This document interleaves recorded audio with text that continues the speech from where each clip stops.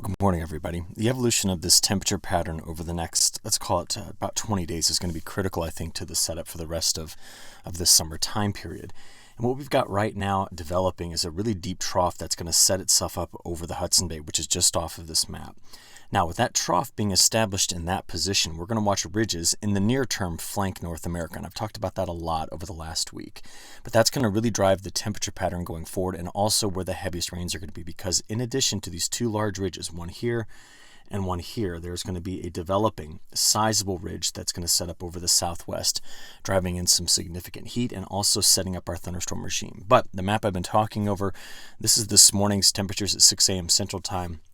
Yesterday morning, I did get a couple of reports from some folks in Canada that there was patchy frost in Saskatchewan.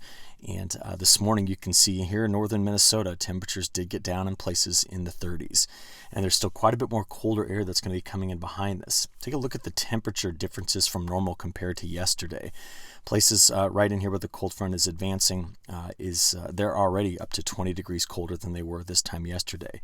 So this is a big blast of colder air at an interesting time of year for a lot of the crops that are grown here throughout the Mississippi Basin. And we need to just assess how long that cooler air is going to be in place. What are the benefits and maybe what are some of the drawbacks of it? All right. So let's get into the other side of this forecast. The sun was rising here this morning across a pretty sizable complex of storms that the models are not handling very well this morning. I'm talking about these right here, because if you go back to last night, another day of just a lot of isolated but potentially very impactful severe weather that was running right in through here where the Storm Prediction Center identified very well yesterday, plus the storms that always blow up down here across the south, not always, but are very frequent, down there across the south and southeast. And then this complex of storms right here as the sun was setting, again, coming out of Colorado and the panhandles and parts of western Kansas and Oklahoma. And these were the storms last night that produced a lot of hail and straight line wind damage. But I wanted to show you the very tail end of this. Look at these streamers of smoke right here running across parts of the Pacific Northwest over the mountains and here into the northern plains. Just amazing to kind of see the impacts of those Canadian wildfires still kind of influencing the overall pattern. Next, I want to show you the hail from last night. This is just the last 24 hours of where we measured hail greater than a quarter inch. Several of these streaks in through here from some of those storms did produce up to baseball size hail again yesterday. And I was thinking a lot about the severe weather this year. And I wanted to show you something. So not only did we add another 124 reports, you can see them here, a lot of severe weather around Chicago, come down the Mississippi Basin here and in North Carolina. But when we look at this kind of whole year and in total, it's been extremely active. But just take a look at the month of June. So the Storm Prediction Center updated this map. It's got every severe weather report they received in the month of June. Now remember, the only reports that go on this map are the ones they receive. So there are a lot of unreported severe weather events that are not represented here. But in total, we're looking at a huge number of severe weather reports this past year, well over 5,000, month, June. This is just June. And they weren't from tornadoes. We had tornadic events, but for a typical June, we normally see a lot of tornadic activity in the northern plains, the upper Midwest, this section of the country. They were all down the high plains and a few isolated throughout the Midwest and the South. But it was the wind damage that I think I'll remember the most in addition to the hail. Here's the derecho event. You can see it there now being added in, but don't forget, back in earlier June, we had that stalled out frontal boundary that sat right in through here that just drove day after day of severe weather, and this moved up the East Coast as well. And here's your hail reports so far that we have for the month of June. Just an incredible month for severe weather. Now, July didn't waste any time. The first 5 days of July, we can already see just an incredibly active corridor of severe weather. And we could spend time talking about every single one of these events, but these are hitting some of the nation's, best cropland in through this area. So we just need to think about what, where the severe weather is going to go. So I also wanted to make another map for you to kind of just explain this using the Mesonet site from Iowa State, one of my favorite. I show it to you all the time. This one is the days since the last severe thunderstorm watch by the National Weather Service. And so just an incredible map just to show you a lot of single digits throughout this section of the United States. Now, you're probably drawn to the places that haven't had them recently. So like parts of Wisconsin and the UP or parts of New England. And this section of Ohio, Pennsylvania is quite interesting.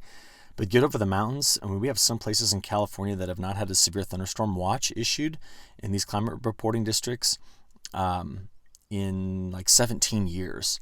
So just to kind of make a point here, it's not that there hasn't been strong thunderstorms in this area, but it's a National Weather Service severe thunderstorm watch. That's what the criteria is. So I always find these maps so interesting, and I want to thank Daryl for making these maps. Incredible. Okay, today, early this morning, what are we looking at in our all hazards map? Still severe thunderstorms moving through parts of Oklahoma, right on the Red River.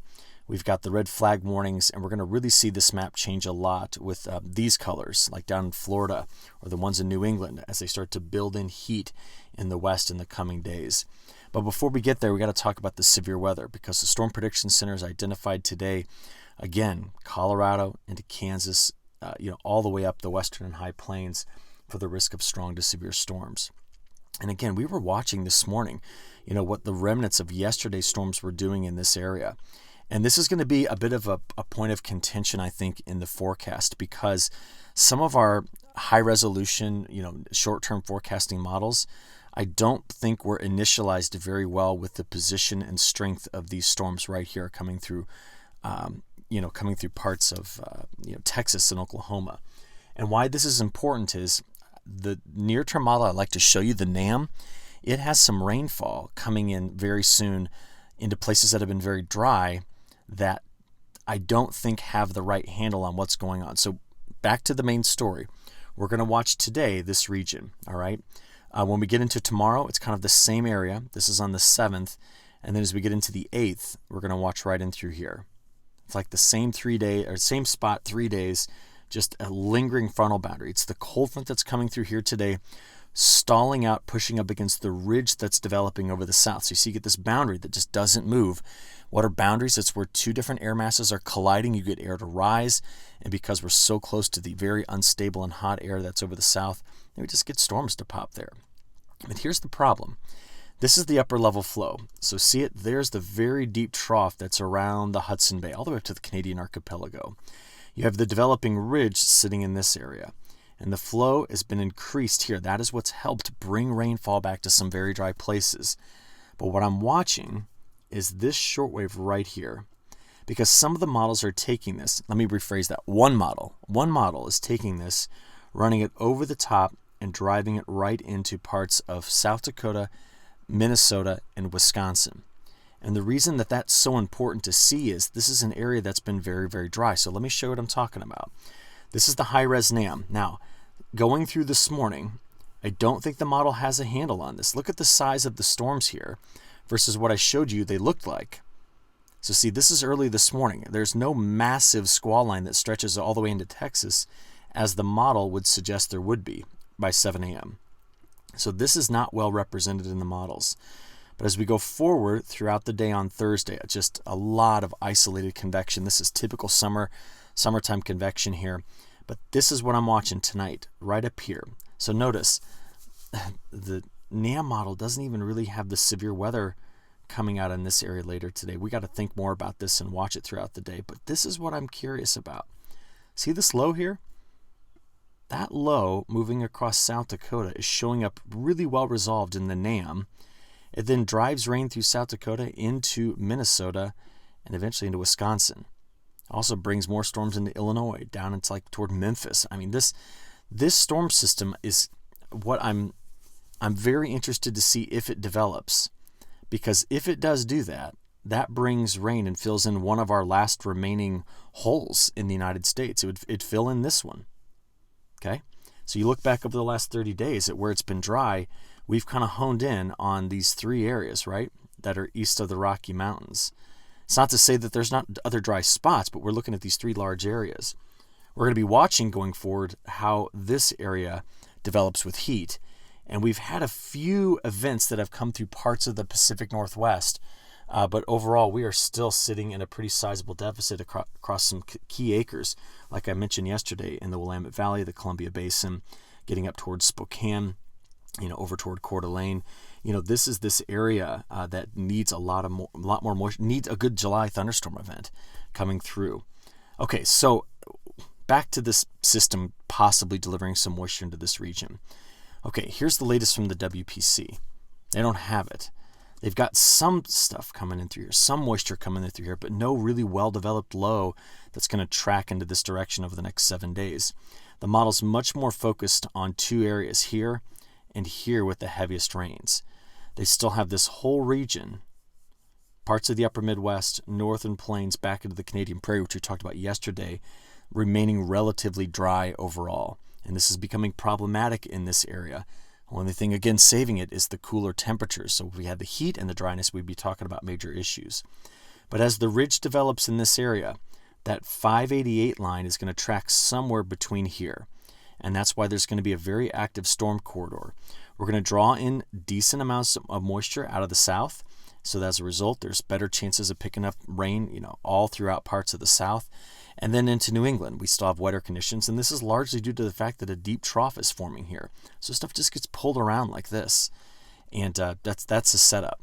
Now, are the models in agreement with this? I want to show you the side-by-side comparison of the European versus the GFS, and I don't do this a lot in summer because oftentimes these two lower resolution models perform best with bigger systems. I'm talking about deeper lows. Convective events, they're terrible at, and we covered that earlier in the year. But as we play this forward, it is interesting to note the GFS is trying to develop a system here. It is not in the European model. The European is wetter farther to the south. This, again, is on Friday afternoon and evening.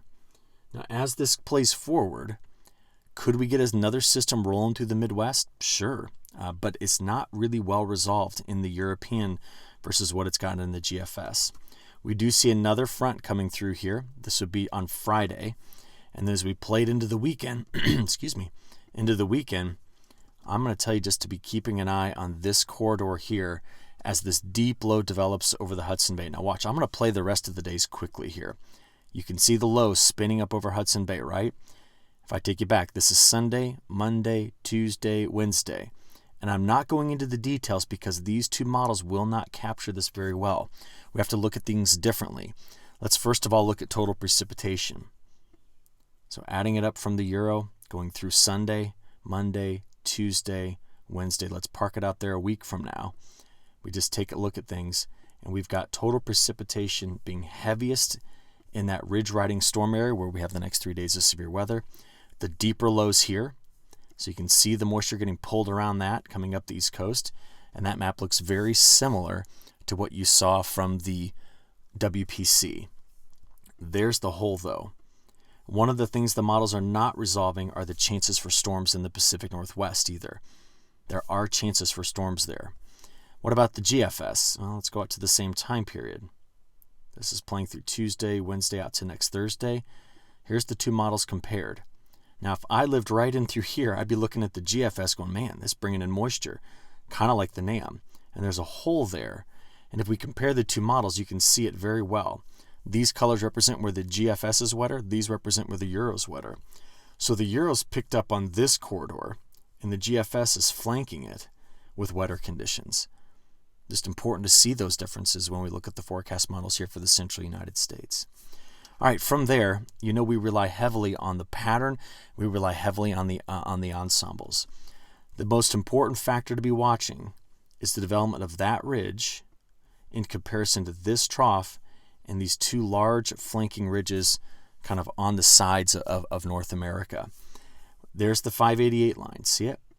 And that is the line over which I'm going to watch for the most active thunderstorm corridor going forward with these ridge riders. There's going to be a lot of cooler air tucked away in this trough here. And if we just assess based on probabilities, this map shows you where we expect the wettest conditions to be. So the probability of getting at least an inch of rain is represented here over the next 10 days. Again, this might be my most favorite map to show you all summer long. It just really kind of captures what the pattern is up to. We can always look and just see where we're going to be dry. And a lot of that heat and dryness that's going to be setting over the southwest is driving the wetter conditions here with the flow. But if we also take a look at where the Climate Prediction Center is identifying this mid-July risk of being really wet, it's right here. Parts of the Midwest getting over to the eastern Corn Belt and hitting the Tennessee and Ohio Valley. That is the area that they're watching carefully. You can see that in the week 2 forecasts. The CPC's identified this area. Or there it is in the European model. It's here in the GFS. Now, I believe that the European model probably has this right. It has this drier signal coming out of Saskatchewan and Manitoba into the upper Midwest.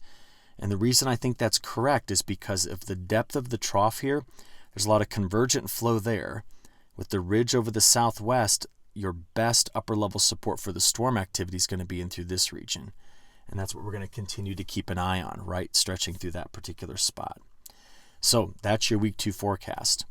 On the temperature side of things, we started this off this morning where we already had that cooler air. Look at the heat in New England. Look at the heat in the northwest. But watch the heat developing down here over the southwest.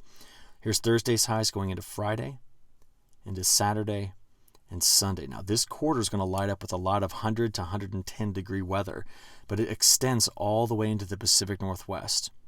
A lot of cooler air here on Sunday. This is now Monday, getting into Tuesday and Wednesday of next week. And now we can see the position of that larger ridge.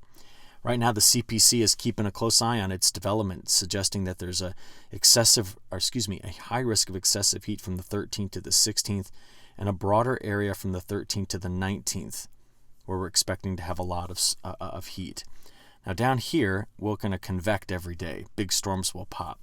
But in this region, it may only be along some of the mountains that we're capable of developing some of these storms. So let's go have a look at that 5-day sliding window of average temperatures compared to normal. So these are anomalies, and that's day 5 through 10, which gets you out to July 11th through the 16th. Here we continue to play this forward. This gets you out to the 21st of July. That's going to be a lot of crop area in this region that will not be experiencing excessive heat. But most of our cotton belt, getting back into the Four Corners, California, the heat is coming back on in a significant way because of the development of this ridge that's retrograding and sliding over to the Rocky Mountains, the southern Rocky Mountains, I should say. Okay, from here, I want to talk to you about just briefly some longer range stuff, and I'm going to cover this in depth on Monday. So I appreciate you giving me some time this week to spend with family. But this is the newest update on ocean temperatures, and here's what's important. This is really heated up. It's eating away at the negative Pacific meridional mode. That's that cold water there. El Nino has actually made a pretty good push and warmed up significantly. The Indian Ocean dipole has gone more positive, and our Atlantic is still very, very warm in this area. The newest updates on El Nino from the European model, which was just released, suggest that it will likely, if you take the ensemble average, find its way to about a 2 degrees C above average peak, maybe by November, December. The range is still quite large in the ensemble, and it's important to see that range, but this would put this in the strong category, strong El Nino by fall.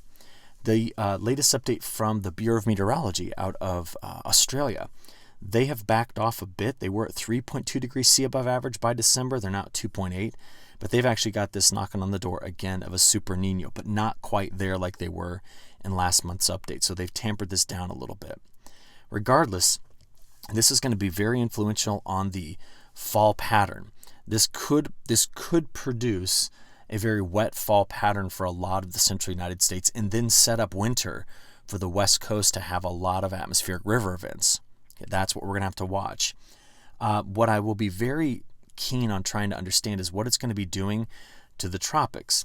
Because this morning, as we were watching the satellite animation, so this will just play from the sunrise forward, we noticed a couple of things, all right? There are some storms coming off of Africa, but no major organized systems to be talking about for hurricane development. But for the first time in a while, we're actually seeing some dust coming off of Africa. And the models are really showing some of that going forward over the next 4 or 5 days.